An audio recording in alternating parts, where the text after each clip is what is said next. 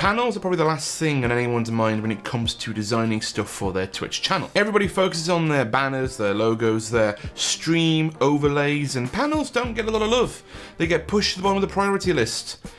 But they shouldn't. Panels are a core and key important part of your brand. They establish who you are as a content creator, and they set a precedence and set your brand to any viewer that comes to your stream whenever you're offline. And not a lot of streamers give them a second thought. In fact, a lot of streamers go for the free option when it comes to their panel design, which is fine, by the way. Nothing wrong in anything free, but I think if more people knew how to design their own, we'd see a lot more variety and see streamers really taking advantage of that space under their stream. So in response to that, I thought I'd do a video and go into showing you guys how I made my own panels for my Twitch channel, as well as give you guys some tips and tricks and show you how you can make your own using Affinity Designer.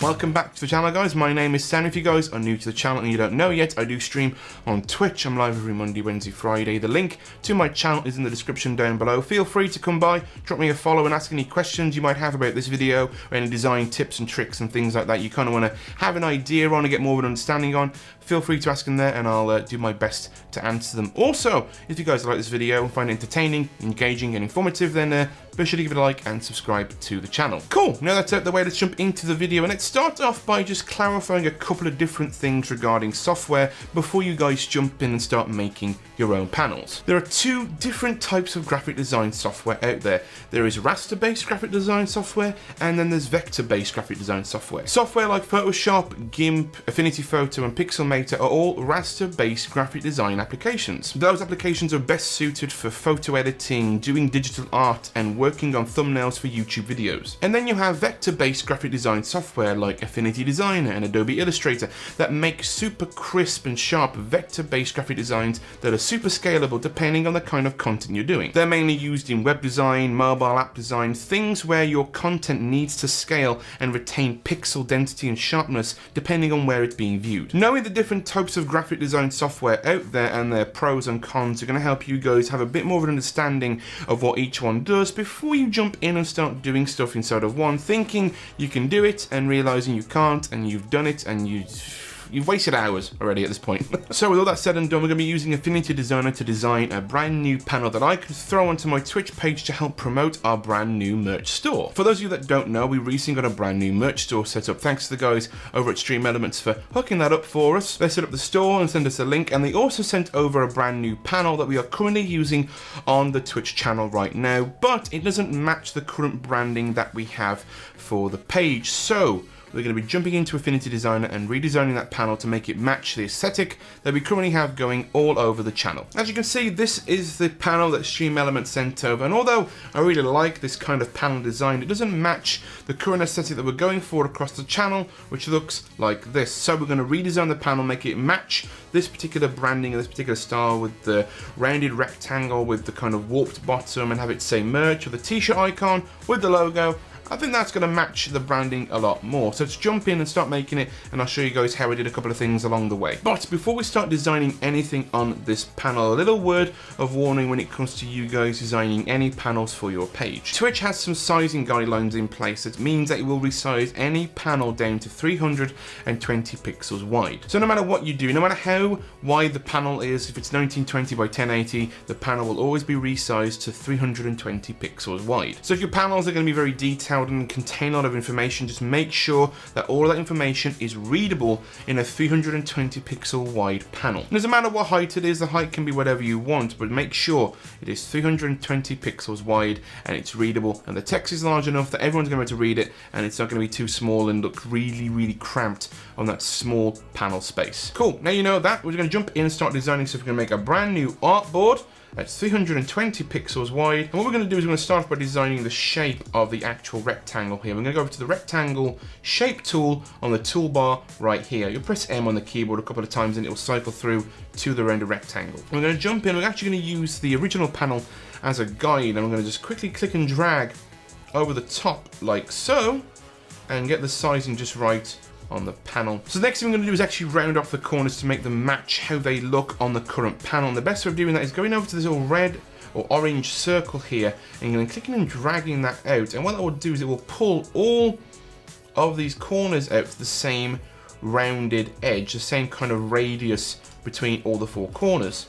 And the reason why it's doing that is because this is a live object. You can adjust this and tweak the roundness of the shape as much as you want. Cool, now that is actually done, what we need to do is actually bake in the corners and the adjustments we've made and stop it from being a live object to being a curve object. And the way we do that is by selecting the object and going up to the top here, it says convert to curves. And what that will do is it will change it from being a live editable object to giving us complete independent control of each of the points on our object. So for me, the next step is actually making this bowed or kind of curved base at the bottom of the rectangle. And the easiest way of doing that is by clicking a point in the middle of the rectangle base here and then just pulling it down all the way to make it match where it's roughly in the middle, like so. And there we go. We have pretty much the main structure of the rectangle. All we need to do is just curve it and make it smooth rather than a sharp, jagged point. And the easiest way of doing that is going over to the toolbar and then clicking on the corner tool or pressing C on the keyboard, selecting that point and then just dragging it up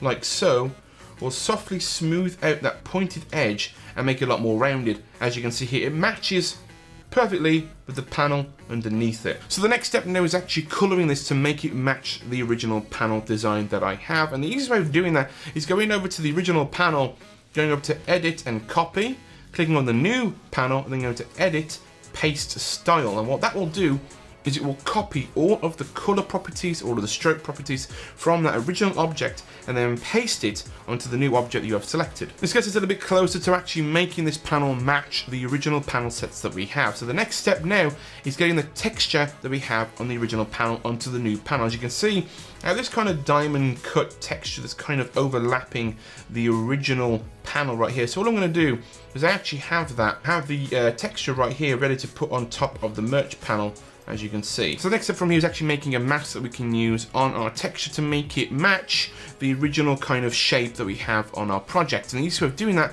is clicking on the object itself, going up to edit and then clicking duplicate. Now all we need to do is make this object cut out all that we need from the texture. All you need to do is select the new object, click and hold and move it up to the side of the thumbnail next to the name of the layer. And as you can see on the canvas, it's actually cut out what we don't need. If you let go, we've created what's called a image mask, and it's now only leaving what we want from the original object, which matches, as you can see, the original panel itself. So the next step is actually designing an icon that we can use on this panel that best represents the merch and the new merch that we have coming out. So what we're going to do, we're actually going to go over to the side here and actually start designing just a t-shirt icon and see how we get on with designing this. So I'm going to make a rectangle right now. So I'm going to start on this rectangle here, and what I want to do is actually convert it to curve straight away. And what I want to do is actually want to create a kind of bowed top, almost like a kind of like an arrowhead point at the top. I'm actually going to do that just by making exactly the same thing we did earlier by clicking in the middle, making a brand new point in the middle, and just moving up just a little bit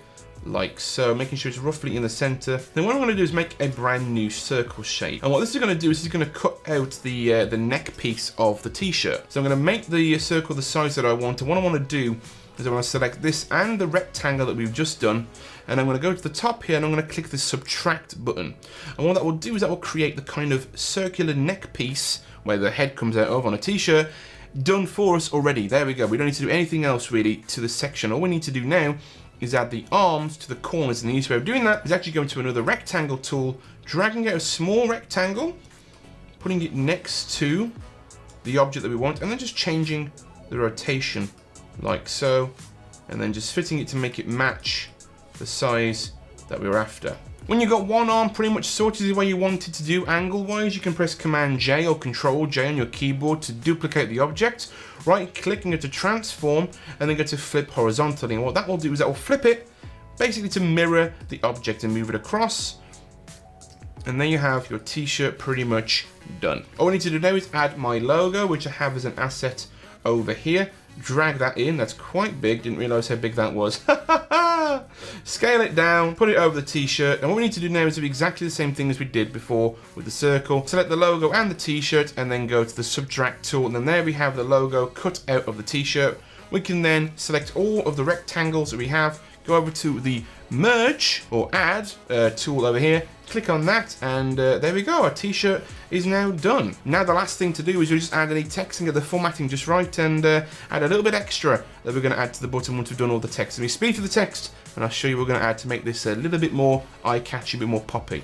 I'll show you what we've got in mind. Okay, text is done. One last little detail that we're going to add to make this pop and really stand out from the rest of our panels on our page, and we're going to have a small little new badge in the top left hand or right hand corner. And the easiest way of doing this is by going over to the shape tool, finding the double star tool. We're going to click and drag and scale that out. And I'm actually going to use the smart properties right here, and I'm actually going to scale this out just a little bit. I want to make it look like one of those cheesy new badges, or, you know, sale badges that you usually see on like those really cheesy websites. I want to make it a little bit like that and have that kind of on the corner, a little bit like a notification on like a phone or something to make it stand out from the crowd. So now that I've got that in place, what I'm actually going to do is actually give it a bit of a style that I want to actually add. So I'm actually going to make just a really flat kind of orange or kind of gold style of shading. I'm going to go to the gradient tool over here, and I'm actually going to make a gradient effect with this, and actually start by pulling down from one of the corners and giving it maybe a bit of a deeper yellow or a brighter yellow on one corner, and then a bit of more of an orange. From there, I'm going to go down to the effects tab down here, this little effects button here. I'm going to click on that, and I'm going to give it a bit of a drop shadow. And from there, I'm actually going to go and add and give it an inner glow as well, and give that just a little bit on the edges and the corners to make it stand just a little bit more. And maybe an outline as well. Why not? Give it a bit of an outline, and then take the opacity in just a little bit and give it a kind of, you know, slightly opaque glass look. That looks kind of nice. Maybe on the inside, that looks a lot better actually. I quite like that. That looks pretty nice. And then from there, all we need to do is add some text that says new, like so, because it's a new merch store and I can't use caps lock for some reason. There we go. Let's get this all centered up, and I think that is pretty much done, guys. That's our panel sorted right there. I actually really like that. So guys, yes, thank you so much for watching. This has been a design little thing inside of Affinity Designer. I hope you guys have seen and get a couple of tips from this video when it comes to actually making your own panels. Once again, guys, just to let you all know that I do stream on Twitch. I'm live every Monday, Wednesday, Friday. The link to my page is in the description down below. If you guys want to come by, drop me a follow, ask any questions about this kind of stuff on my Twitch, then I'm happy to answer any questions about that. Also, guys, we have an amazing and awesome community on Discord that's growing day by day. We're full of content creators, graphic designers, and creative people all around. They're hanging there day by day, and come on, be a part of the family. The link for that is in the description down below. And also, guys, if you want to check out the merch store as well, the link for that is in the description down below. If you guys want to check out the kind of things we have, it's in beta right now with the Stream Elements store just rolling out to a few select people. So we only have one design and a couple of products up on there at the moment, but more will be coming in the very near future. Once again, guys, thank you all so much for watching the video, and I'll see you all in the next one. Take care. Here it comes. There we go. I'm trying to get the right. I'm trying to think the right. Boom! Look at his chat. There we go. Boom, boom, boom, boom, boom.